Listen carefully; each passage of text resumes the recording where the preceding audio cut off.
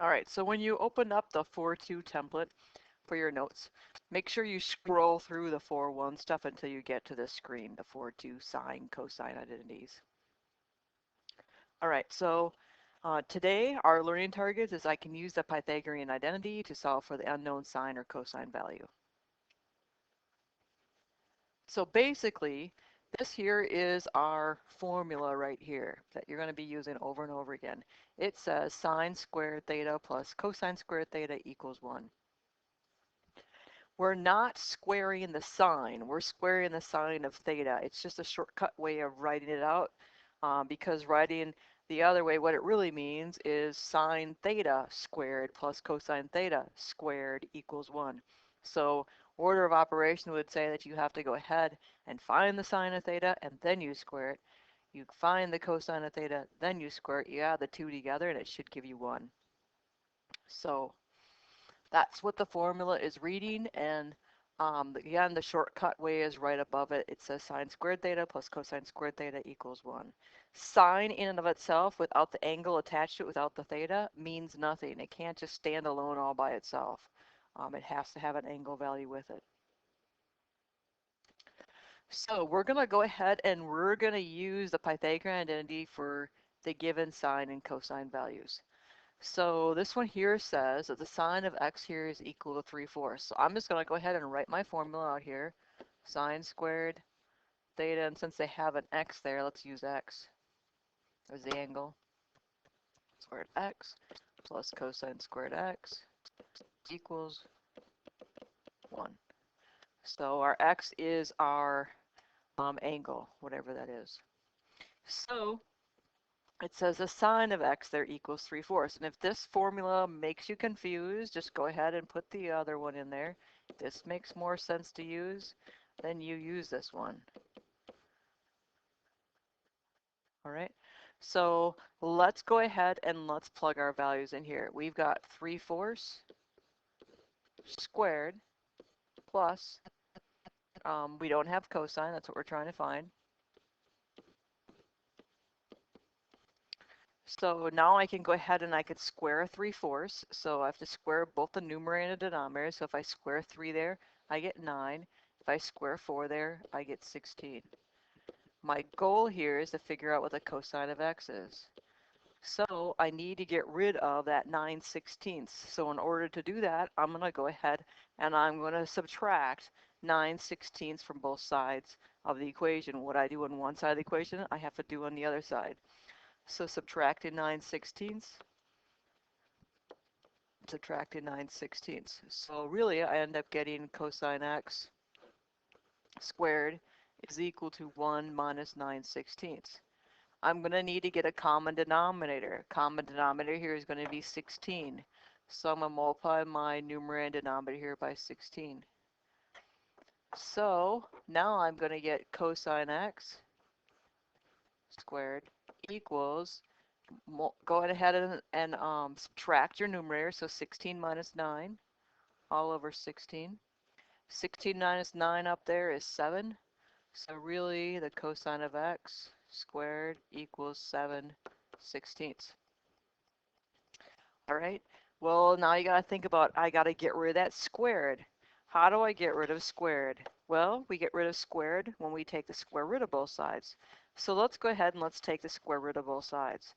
So if I end up taking the square root of both sides here, remember with taking the square root, there's a plus or minus out there, just like happens when you have the quadratic formula. You got that plus and minus in there. So when I take a square root of a squared term, it just undoes that side, and you just get cosine x. Over on this side, if I take the square root of the numerator there, I just get the square root of 7. If I take the square root of the denominator there, square root of 16 there is 4, and there's still a plus or minus out in the front. All right, but let's go back up here. We got to decide, is it a plus value or is it a minus value? Well, that part's going to be decided upon where the angle is. The angle, they say, is in the first quadrant. So if you remember the first quadrant here, this is my first quadrant over here on the unit circle. This is my second, this is my third, and over here is my fourth quadrant. In the first quadrant over here, look at your order of pairs over there. remember your cosine is like your x value over here. So if you look at your x values over here on your unit circle, all your x values over here are going to be nice positive numbers, like you'll have the square root of 2 and the square root of 2. So both your cosine value, square root of 2 over 2, and your sine value, square root of 2 over 2, are positive in the quadrant 1. So since that's true, when they ask me for find the cosine of x, I'm going to say it's the square root of 7 over 4. And I'm finished. That is what I was supposed to find. Find the cosine of x, given that x is in the first quadrant. So if it was in a different quadrant, let's say if it was in the second quadrant over here, well, cosine in the second quadrant there is negative and sine is positive. So sine, they already told us, was positive. So my cosine over here, I would have to choose negative square root of 7 over 4. So you're going to have to make that decision. Is it in which quadrant is it in? Is it going to be a positive or a negative value? All right, so next here, we're going to be looking at continue to solve using the Pythagorean identity here. So doing that, this time we've got negative 1/4. So using my Pythagorean identity, so sine squared x plus cosine squared x equals 1. And I'm going to start using the shortcut version now. So this means over here that it's negative 1/4 squared. And in here, this means sine squared. So setting this up, they already told me the cosine of x there is negative 1/4. I plugged it in there for cosine x, and then I still have to square that. So let's solve this. We're trying to get it down to figure out what sine is. So it says find the sine of x in the directions, right there. So squaring negative 1, I get 1. Squaring 4 there, I get 16. So I'm still solving here for sine squared, so I'm going to subtract 1/16. So I end up getting here sine squared x equals 1 minus 1 over 16. I need a common denominator, so I'm going to multiply my numerator and denominator by 16. When I do that, I end up getting sine squared x equals 16 minus 1 all over the common denominator there of 16. So sine squared x equals 15/16. We want sine, however, not sine squared. So let's get rid of the squared. How do we get rid of the squared? We take the square root of both sides. And when we take the square root of both sides, what goes out in front of the right-hand side? A plus and a minus. All right. So on the left-hand side, we took the square root. We had to square that. That undoes that. And we get sine x there. Ends up equaling the square root of 15. I can't break that down. What's the square root of 16 down there in the denominator? That would be 4. So we end up getting plus or minus the square root of 15 all over 4. All right, now we got to go up there and decide, is it going to be a positive or negative? Okay, this time they told us the angle is in the third quadrant. So thinking through this is quadrant 1, this is quadrant 2, this is quadrant 3. We're down here in quadrant 3. On the unit circle, your ordered pairs down here are negative square root of 2 over 2 for one of them, and negative square root of 2 over 2. If you look at both your x's and your y's, so both your cosines and your sines there are negative. So they already told you that cosine here was negative, but sine is also negative in quadrant 3. So my solution here is going to be that the sine of x there equals negative square root of 15 over 4, because we're down in the third quadrant. If we would have picked the fourth quadrant, then your sine there would have had to end up being, oh no, if we were in the second quadrant, your cosine could be negative, but then your sine there would be positive. But they didn't say that, they said third quadrant. They're both negative in third quadrant. All right. So I want you to go ahead right now and see if you can try this one here out. So I'm going to go ahead and have, I'll just pause the video right now, and then we'll go ahead and have you try that one out. All right, so Now that you've tried this out, let's see how you did on this one. So this one says the sine of x there is equal to -2/7. So let's plug it into our nice formula here. We got sine squared x plus cosine squared x equals 1. And let's substitute our values in here. So sine x is -2/7. We're going to square that. We don't have cosine yet. So I'm going to square the -2/7. When I square a -2, I end up getting 4 because a negative times a negative is a positive. 7 squared would be 49. We want to get the cosine squared all by itself, so we're going to subtract 4/49 from both sides. When I do that, on the left-hand side there, I end up with cosine squared x equals 1 minus 4/49. I have to get a common denominator. My common denominator over here is going to be 49.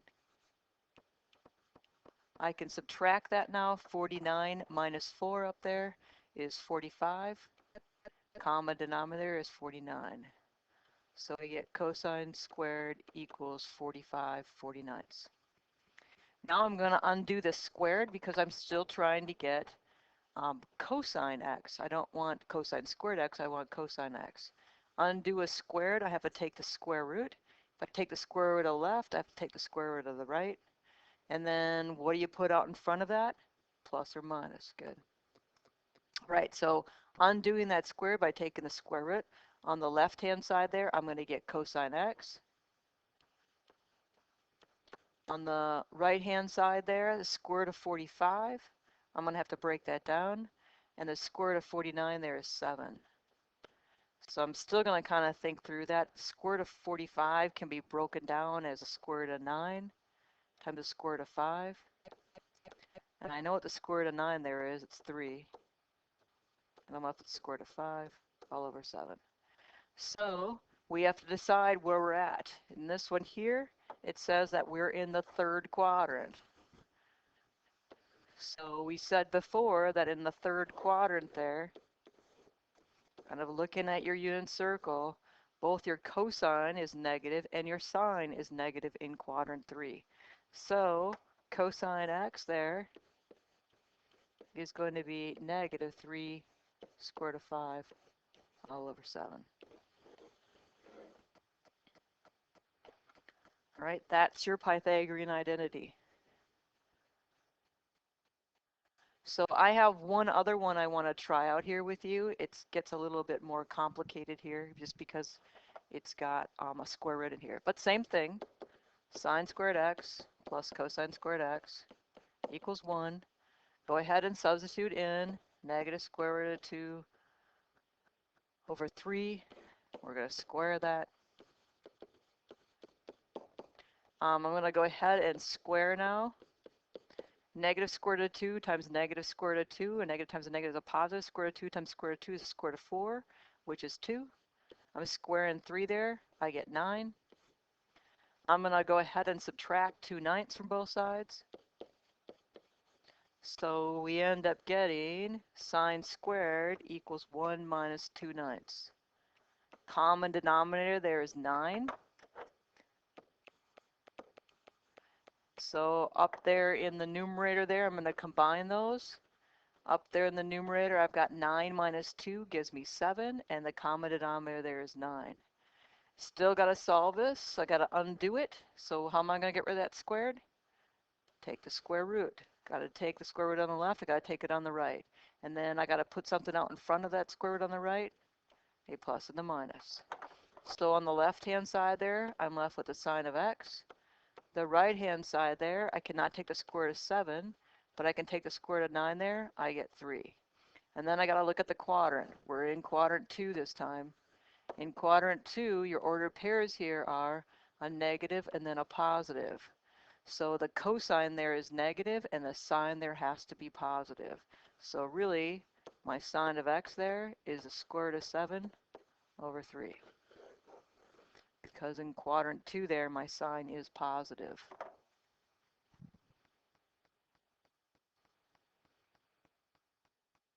So those are our learning targets.